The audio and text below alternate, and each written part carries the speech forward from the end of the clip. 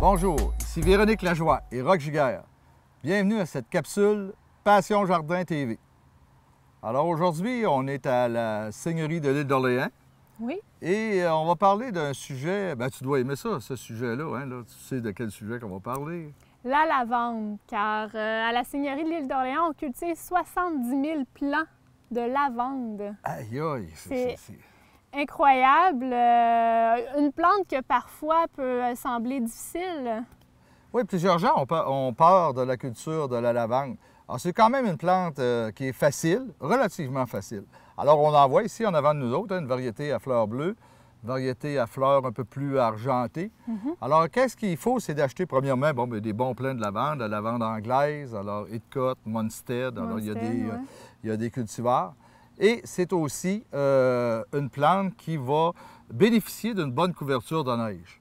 Alors, des régions froides qui ont de la neige de bonne heure à l'automne et tard au printemps, vont bénéficier justement de la couverture de la neige pour protéger la lavande.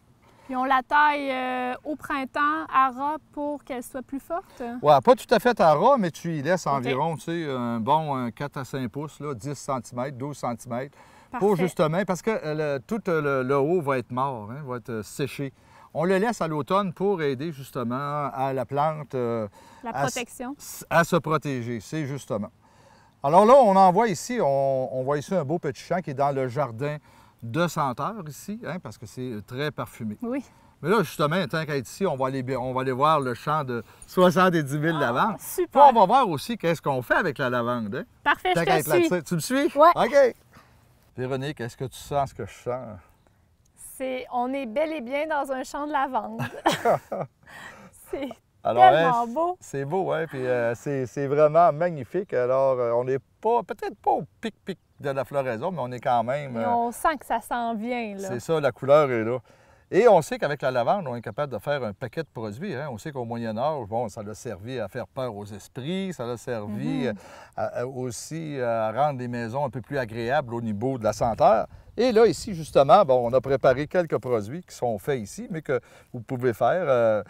Il y a toutes sortes de recettes, d'ailleurs, qu'on peut faire avec la lavande. D'ailleurs, toi, tu fais des desserts avec la lavande, hein? Oui, on peut prendre l'essence de lavande et faire des petites gelées ou les mettre dans les glaçons, parfumer des glaçons, par exemple. C'est ça qu'on dit dans les jardineries habituellement. OK.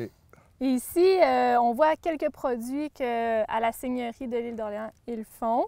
Une plante médicinale, donc un antidouleur. Un baume antidouleur, c'est ça. La fragrance de lavande, on la connaît bien, donc un parfum d'ambiance. Oh! C'est ça qui fait sentir que les femmes que vous mettez... Oui, c'est ça, hein, un parfum agréable. Pour la maisonnée, oui. Ah, pour la maisonnée? Oui, oui. Ici, on a un petit lait de mer et 2 sortes de savons et il y a une panoplie de produits. D'autres produits qu'on a vus à la boutique. Puis c'est sûr, il y a des recettes que vous pouvez faire. Il s'agit de cueillir votre lavande, comme c'est fait ici.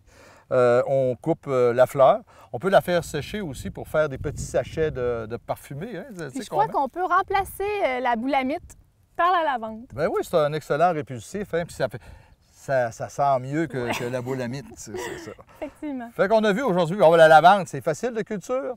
C'est beaucoup plus facile qu'on pense. C'est réalisable au Québec. Hein? On est ici à l'île d'Orléans, puis on voit un champ de lavande.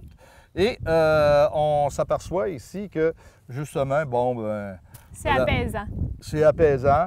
Et on voit qu'on est capable de faire plusieurs produits. Donc, c'est une plante utilitaire, en plus d'être une plante très décorative et agréable lorsqu'on fait la tournée du jardin.